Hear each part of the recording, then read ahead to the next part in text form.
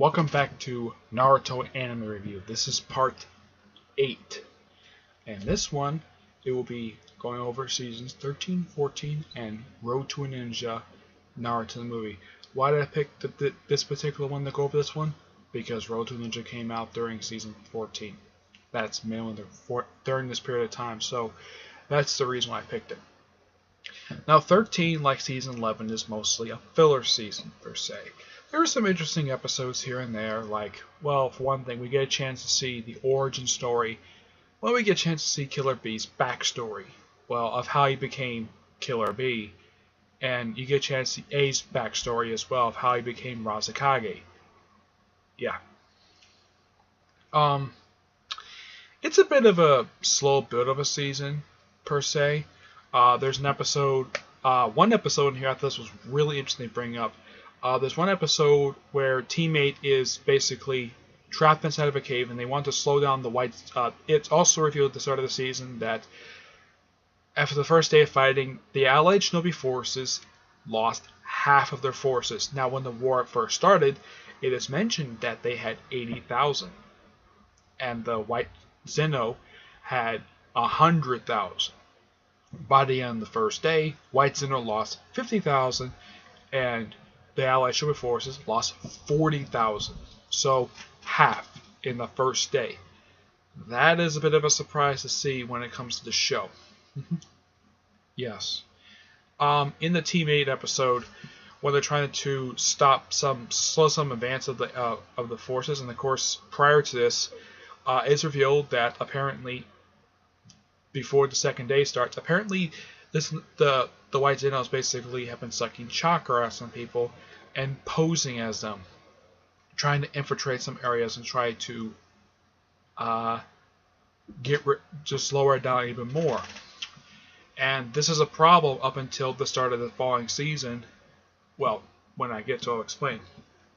This is kind of first stated when Neji apparently is exhausted, and there's another Neji who shows up at the medical camp where Sakura is, and apparently there's somebody killing all of the doctors. It's a big mystery, and it turns out it's Neji. But it's actually not Neji, it's a White Zeno. Because Sakura mentioned that Tomtu, Tsunade's pig, does not have hands at all. So, yeah, and apparently they stopped taking in all patients until they can solve this problem. Yes.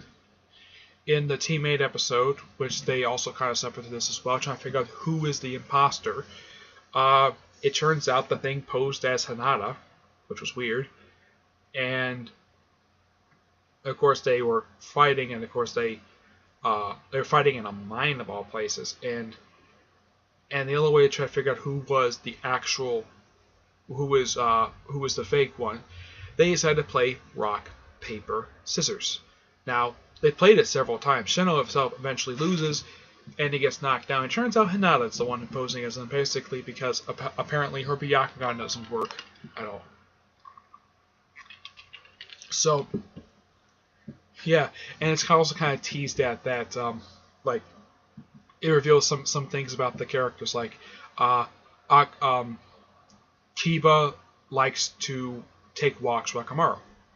Okay, and I thought this was kind of funny, where Hinata says, "I like sweet things," and Kiba's like, "No, you like Naruto."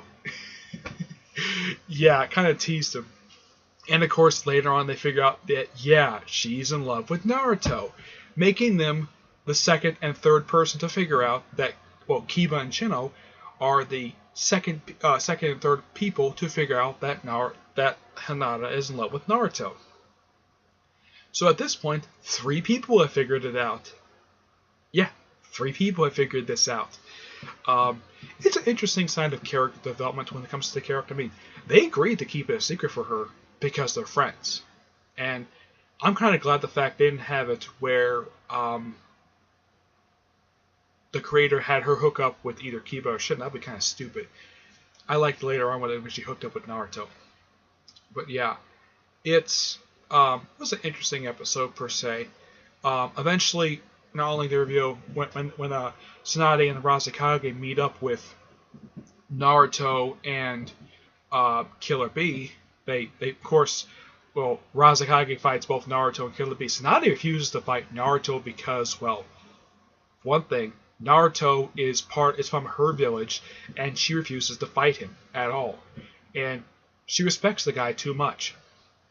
And plus, also, she loves the fact that he has a dream to become Hokage, just like her late boyfriend and her late brother. Yep. Eventually, they do convince him that he should definitely to go out fighting, because he's actually proven he actually has gotten stronger. And Killer Bee convinces his brother, they're adopted, by knocking him down, because apparently it's shown in a flashback. Killer Bee is like, the younger Killer Bee says, "One day I will knock you down," and A is like, "I look forward to it." And basically, they practiced the double lariat. That's how they pretty much met and became brothers. Yeah, of course, at this point, A was actually known for wearing an actual shirt, not like the way he is now, where he wears a open shirt. Yeah, I mean, if you see him in the show, he looks like a freaking wrestler. I'm not kidding. He looks like a wrestler. Basically, he's bulky. He's got like weights on his wrist, though he's got like one hand, because Sasuke cost him the other hand. But yeah, they do convince him, and of course, Tsunade tells them, like, when she first, basically, it was all about bet. That when she first bet him when Pain attacked the Elite Village. She's like, nope. The first time she bet on him that he would win was when he saved her life from Kabuto. And this is way back during part 1. So it was nice the fact they show flashback to this particular thing.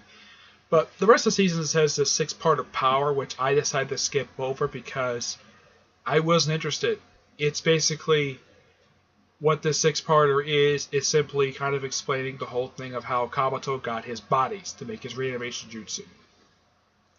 That's simply put what the end of the season was. Interesting season, a little bit of advancement of the plot. Excuse me, but yeah, good season nonetheless. Oh, one thing I should bring up, the red hair woman from the Seven Swordsmen, her name is, what is her name?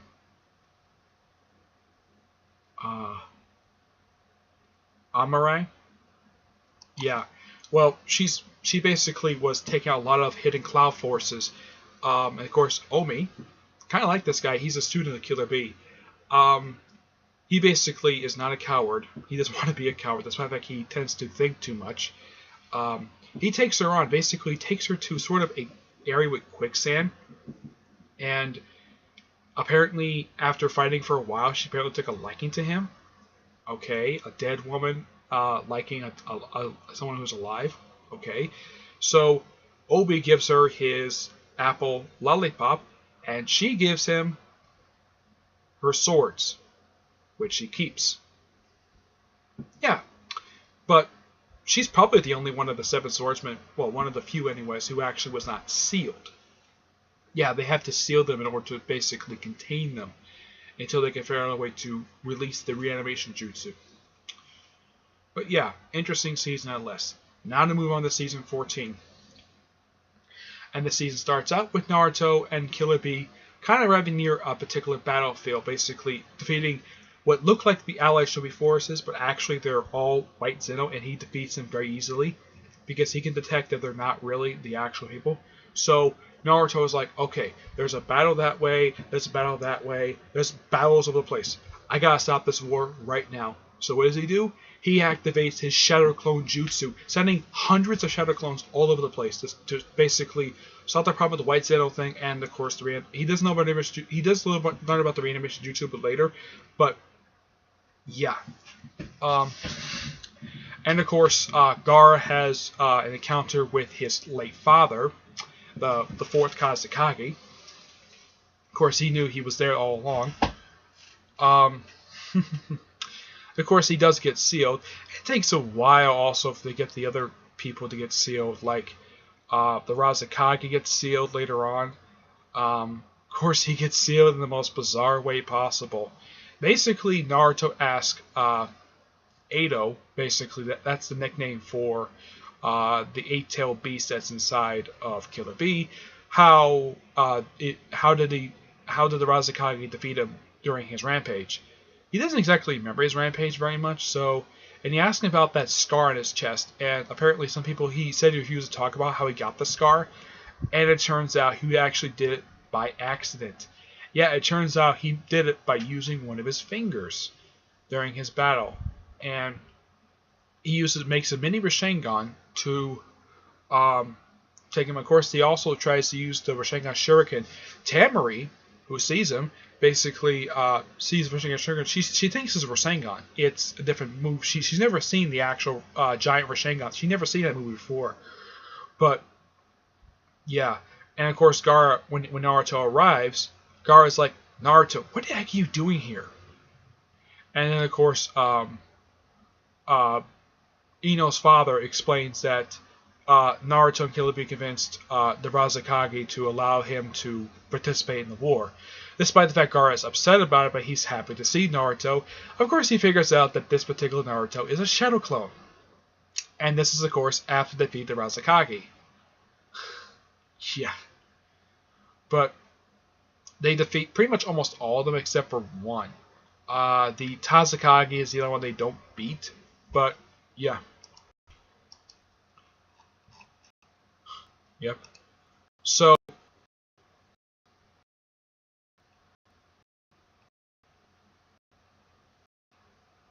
let's see.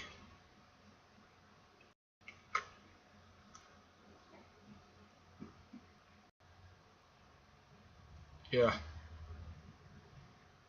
There's even one episode where in this season where the people who are part of the Sasuke retrieval team get taken by the late Four Sound Ninja into a particular area. Naruto goes and finds them, despite the fact he's supposed to go out and take out the White Zeno. Oh, he finds them, alright. And he finds the area, smashes it, and pretty much sends them all. And pretty much, he takes on all four of them. Now, he never took on these four when they were alive, because the four that were taken, basically, it's Kiba, Neji, Shikahamaru, and excuse me, I don't think Rock Lee was part of them. No, Rock Lee took on the fifth one. I'm trying to think, who else was it? Oh yeah, Choji. Yep, these four guys. They kidnapped them. But yeah, it's a pretty interesting little two-parter. It was nice the fact they kind of, well, resolved this one. But yeah. A lot of battles here and there. Let's see, what else?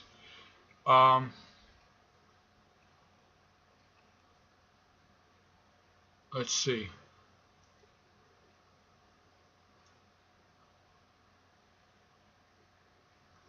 Yeah, there's an episode where it's set in the past where when Hinata lost her eyesight and basically temporarily blind, and Neji, Sakura, and Naruto. This was, of course, just after Tsunade had come back to the village. So,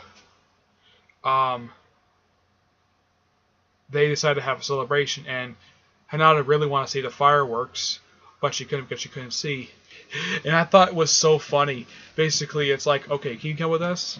And then for some reason she like running away from them for some reason, despite the fact that the only reason why that Sakura wanted to invite her so that she can keep Naruto away from her, because Naruto so she can sneak away and go see Sasuke, who was in the hospital at this point. It's a fun little thing, and yeah. Going to the Judgment Valley, but yeah. It's always nice to see a flashback where you get a chance to see a younger Hinata from the part 1 from the original series, yeah. The season ends with a very interesting standalone episode where Obi, let's see, am I forgetting anything else for this season? Let's see.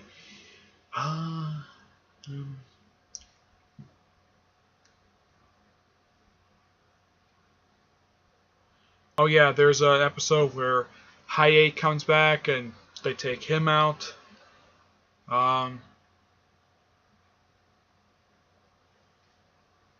There's one that basically, now I explained this in part 2 about how Sasori took down an entire nation. Yeah, there's a 2-part in the season that actually does explain it. And when, of course, Naruto runs into Kurenai, she's like, "Who are you?" And Naruto's like, "You remember you beat me up yesterday?"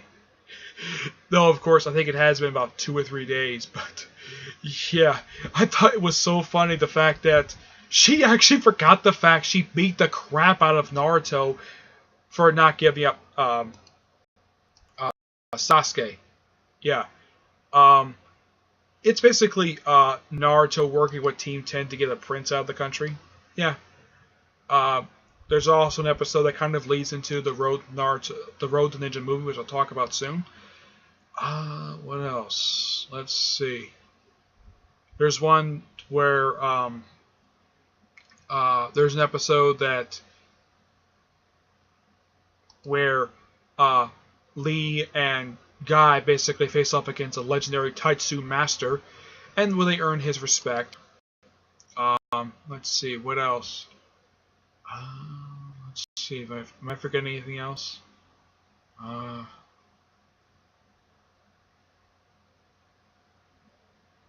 Let's see here. Oh, there's this weird 4-parter with this character, Yogata, who apparently had previously been dead. Yeah, it's a person sent by Orochimaru. Yeah, and it reunites pretty much everybody who he met years prior. It's a very weird little 4-parter. Even I thought was odd. There's this one really weird episode. I gotta talk about this one. It's getting toward the end of season 14. There's a few episodes I really need to talk about. One, of course, is an episode known as let's see, where is it? The Reanimated Allied Shinobi Forces. Basically, these are the rejects. These are the other reanimation people that Kabuto was bringing back when he was looking for the big ones that he was trying to bring back. One, of course, is Granny Chiyo. Yeah, she was one of the people brought back along with the 5th member of the Sound Ninja people who were Orochimaru's bodyguards. Yeah, and one of whom happened to be someone who used to bully Tamaru when she was a child, when she was much younger, and apparently when he got older, apparently he realized he was in love with Tamaru. I thought this was so funny. Like, yeah, early on, she was trying to explain to Mizumi and her friend, of course, these two have known for fawning over Gaara most of the time. Of course, they also had met the Tazakage, and it's like, give it to him first, he needs it most. And it's like, who's this guy? He's a Tazakage, and they're both shocked about it. And of course, Shikamaru had to explain about Kekkō Genkai, because Shikamaru was better at explaining stuff like this. But apparently Tamaru doesn't know about how half the time guys think about women. I'm like, really? She does not know this at all. And yet, she's the one who married Shikamaru years later. I thought this was so hilarious. The fact that someone she knew was reanimated. Someone besides her father. Like, okay, her father's one thing. But the guy who used to bully her as a child, who apparently had feelings for her, like, okay, that was weird. I should point out Mizumi. It's never shown exactly what jutsu she actually knows. All that's known about her, she's a pretty good fighter, and she was trained under Gaara, even though apparently she's fawning over him. Now, it's never known exactly. Now, in the movie Boruto, apparently Gaara has kids. My theory is Mizumi is the mother, but who knows if that theory would be true or not. And that was like quick little standalone episode, but it was kind of funny. Yeah, it was the most hilarious thing, and the whole point of these other people, they were going to undo the sealing, but Tamaru managed to get to the Razakage. Her group managed to get to the Razakage. It's like, no, do not free him. We worked so hard to try to seal him up. Yeah. And there's also a quick little 2-parter which explains one of Danzo's bodyguards who apparently been missing for the past 4 seasons. One of who had been killed and sort of reanimated this other guy. Apparently he's from the same clan Shino's from. And Naruto meets up with Shino, and Shino's like, Naruto, is that you? Because apparently, because at this point he had not seen Naruto in his form yet. Yeah, and Naruto's like, how'd you know where to find me? I recognize your chakra. And Shino was surprised about that. The fact that Naruto knows what a chakra, how he recognizes chakra. It's the form he's in. That's how he's able to detect the chakra. He knows particular chakra for people who's friends. Excuse me. So they defeat Tensu. It's a really interesting little battle. Apparently, his forbidden jutsu is that he can turn his skin purple and let out some poison. Of course, Naruto and Shino do defeat him, and later on they meet up with, and of course, Naruto tells that, yeah, I'm not technically Naruto, even though I am. I'm really a shadow clone. And then, of course, Naruto meets up with Team 8. But Naruto doesn't give. It looks like when you watch it, it looks like Naruto is kind of giving Hinata the cold shoulder, but really he's not. Because technically this isn't Naruto. This is a shadow clone. I would have liked it if Naruto and Hinata had a conversation, possibly about the pain attack. But nope, they never do. They never talk about the stuff he did for that particular battle. But it's nice to see Naruto meets up with Team 8. I thought that was really nice. What else? Let's see.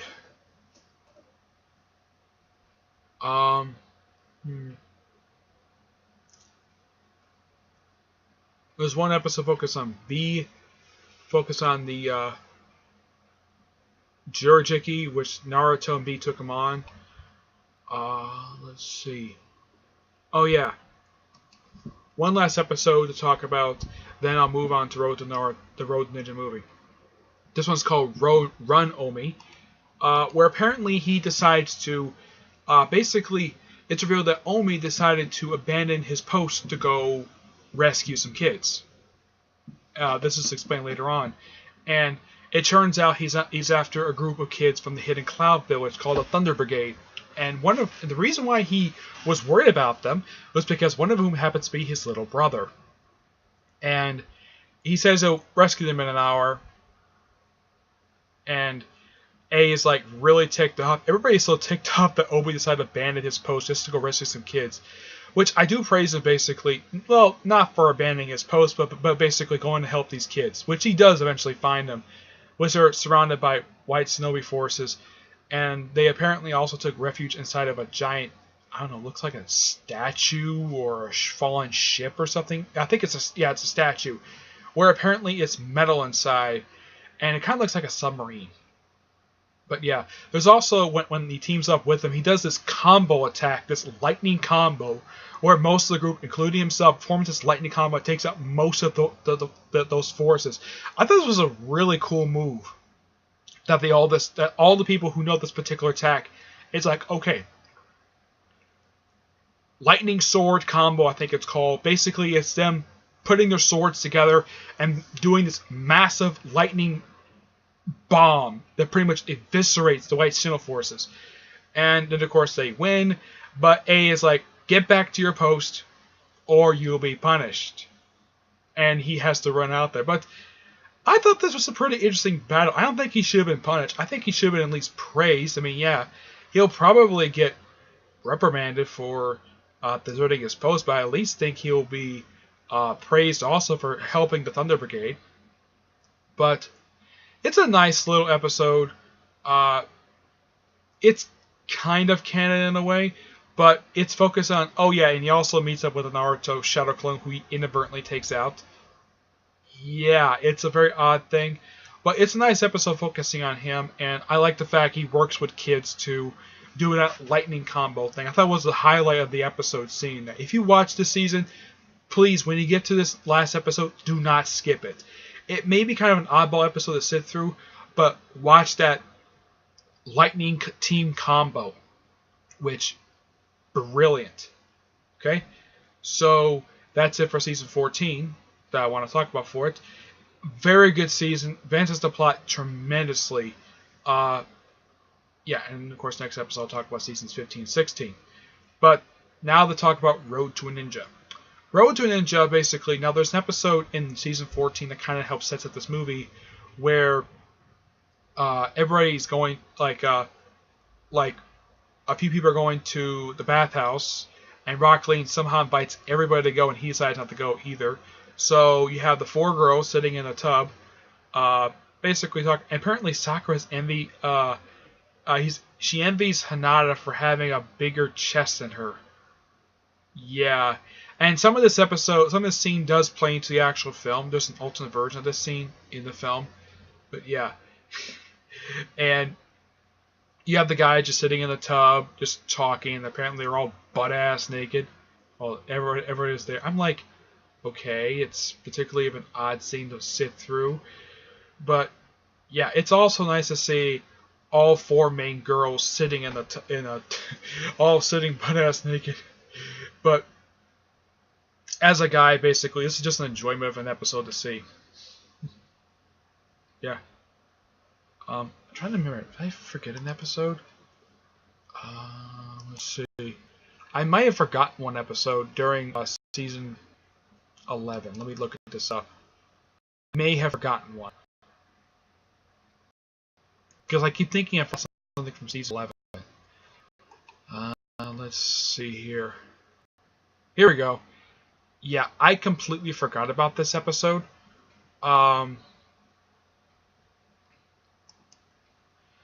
This is set before Naruto went out to the ship. I completely forgot to talk about this episode.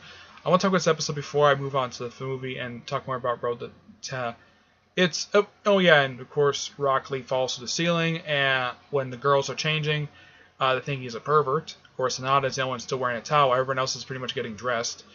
Of course, Naruto decides to do a peek, tries to peek at them, but he couldn't peek because Rock Lee fell to the ceiling. And... Sakura's bra ends up on Naruto's towel. And of course, the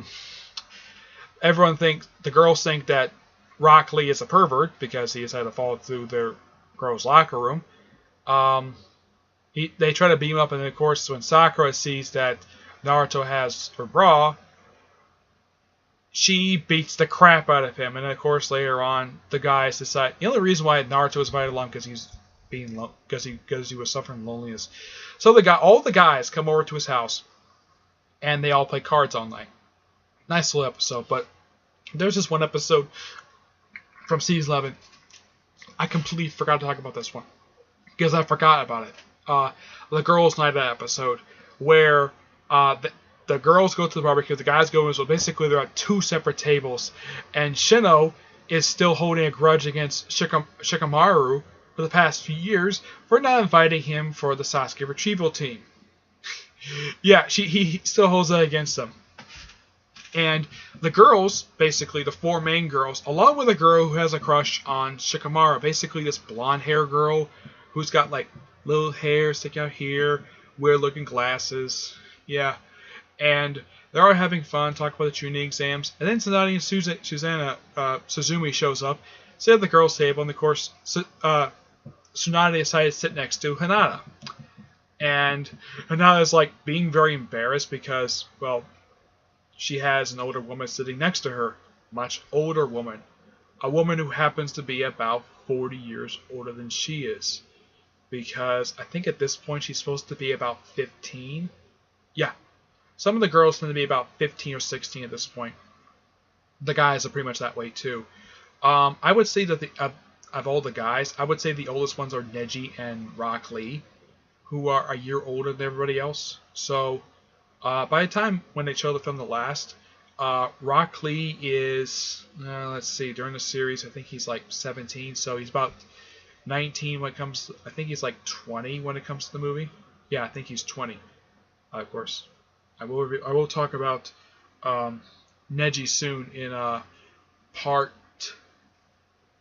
what happens to him in part 10. I will talk about what happens to him. Something really bad happens. I'll talk about it soon.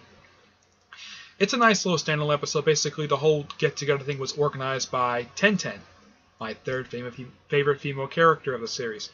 Yeah, she's my third favorite. I will eventually talk about basically what my rankings are for the characters, like the female characters and the male ones who are not Naruto. Um, but yeah, it's a nice little standalone episode. Okay, now I'll talk about Road to a Ninja.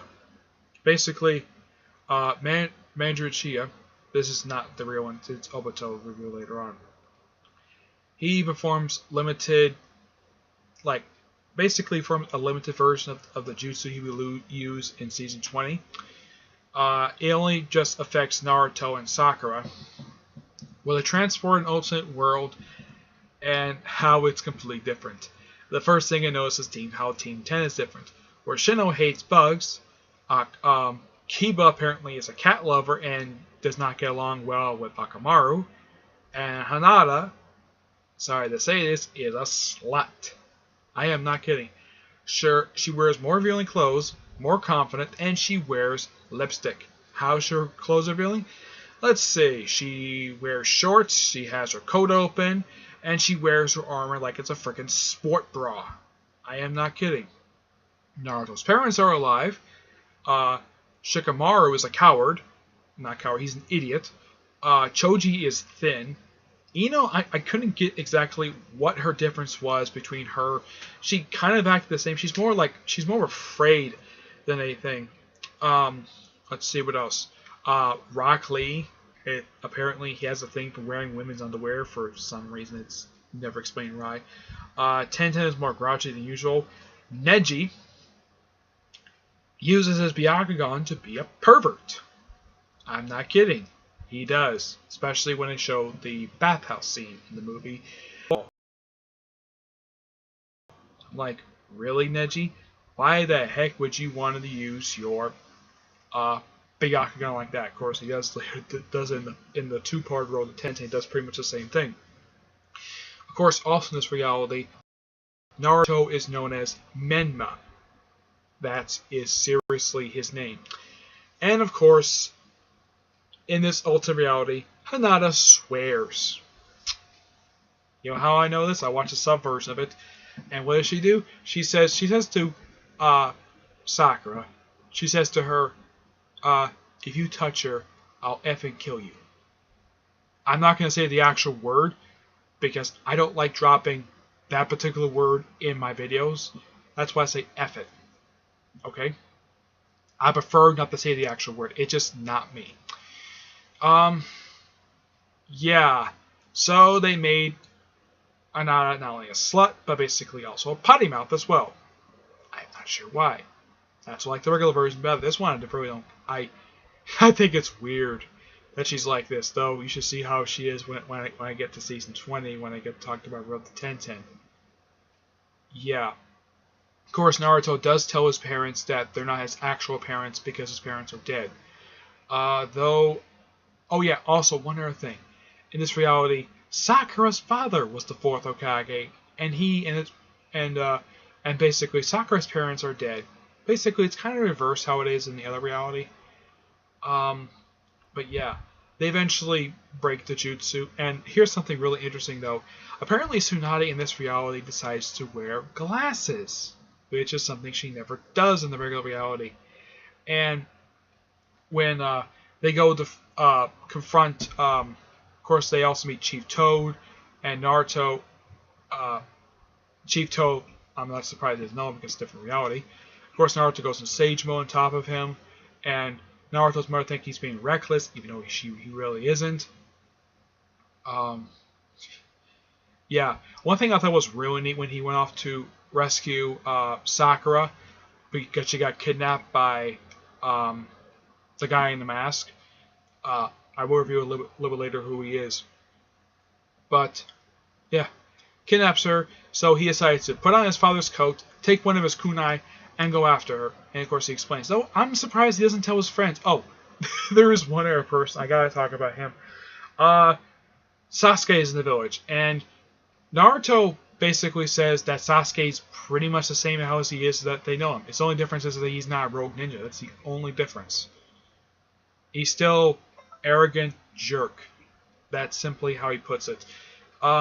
Which is interesting, though, that Sasuke is not much different except the whole rogue ninja status. But yeah, they go to rescue them, and um, and pretty much Naruto gets unexpected help while taking on this other guy who turns out to be an alternate version of himself. Basically, it's the real Menma, who apparently has got black hair and being manipulated by Manager Uchiha. And who helps Naruto? The Akatsuki. Who, yeah, and these are the same guys who show up beginning the film in the regular reality. And of course, Hinata is basically the regular. Basically, all the teams are there. The only thing strange about this film is that Sai does not make an appearance in this film, which is actually I think he does, but he doesn't make an appearance in the Ultimate Reality for some reason. Yeah, it's particularly odd. But of course, Naruto does battle him, and of course, Naruto does let out the Nine-Tailed Fox. Kurama. Yeah, he lets out Kurama. He has once lifetime opportunity, but it's not the same way he does it later. He sort of merges with him and becomes the tail beast form. This one, it's like, yeah, he's outside of his body, fights him, fights the evil version, defeats him, and then of course Mandroid decides to basically undo it. And of course Menma basically has his hair go back to being blonde. Apparently his hair was black, and then after he was free from Manager Uchiha's manipulation, they and of course while they go back to the regular world, Naruto's parents decided to comfort Menma. Yeah. Also, in reality, basically, how the parents live is that Chief Toe was able to jump onto the Nine-Tailed Fox. Yeah. Despite the fact in the regular reality, Chief Toe never actually did that at all. It's a really good movie to watch. Kind of odd to see certain characters that people probably like over the course of the show act completely different than they normally do, but it's a nice film to watch. And I do recommend it. Okay, so that's it for this video. Stay tuned for part 9, where I go over 15 and 16. Okay, until then, I will see you there. Bye. Excuse me.